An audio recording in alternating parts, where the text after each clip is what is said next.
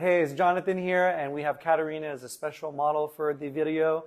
We're going to go through your exercise Panther. It's a core stabilizer, and it's performed on a light spring. And what we're going to do is we're going to scoot the knees forward so that we can place our hands on the platform, either under our shoulders or holding the outsides of the platform if you have sensitive wrists. We're going to replace the knees with our toes on line number 1 and push the carriage back into your push-up or your full arm plank.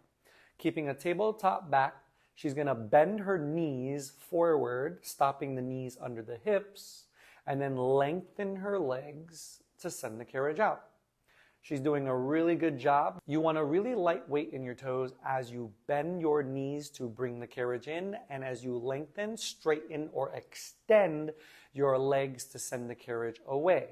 You want to draw the belly button up and in towards your spine to take all the weight into the center powerhouse of your body so that you lessen the weight into your toes. If she needed to modify, she could separate her feet a little bit wider so that she has more control, more stability.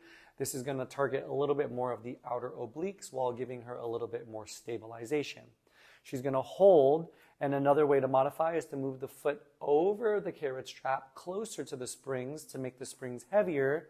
And this is a modification because the springs are heavier to push out, meaning that it comes in a lot faster. If she wanted to intensify, what she could do is, let's move your toe back to number 1. A way to intensify is letting the shoulders go away from the shoulders here, and now bend the knees forward and then lengthen the legs back. This makes it considerably harder because now your shoulders are away from your hands. It's easier on your wrist, but it makes the exercise very, very hard. Go ahead and relax.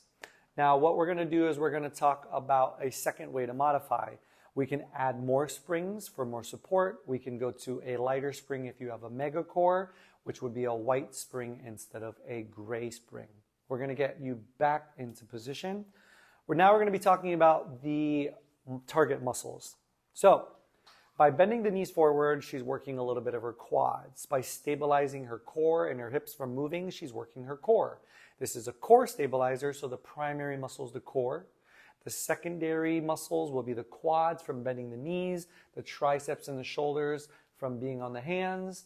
And I want you to stop your knees under your hip. Now she's going to lengthen her leg and show you how some Pilates instructors teach this. She's going to bring her knee under, past her hip. And this isn't technically wrong, but she's going to get a longer range of motion because she brought her knees a lot more forward. This is called a knee tuck in Pilates. Now let's talk about the things you don't want to do. Now as she bends her knees forward, she's going to lift her hips up out of a tabletop position. And as she lengthens the leg, she's going to go down back to the tabletop. To correct this, hands on top, and then you push down with as much weight as she pushes up to keep this tabletop position. We're going to bend the knees under the hip and hold, and then we're going to arch the back. You do not want this to happen as she lengthens her leg back. She's arching. No, no, no. Always tabletop back. Add springs if needed. Last thing we're going to talk about is if she sinks her middle upper back, again, placing the hand in between the shoulder blades and telling her to push up is going to be that way to fix that. Now we're going to go through the challenges. You're going to bend your knee under your hip and you're going to hold. Now with your knees, you're going to go down 2 inches and up 2 inches. She's going to show you what it looks like when you use the toes to go up.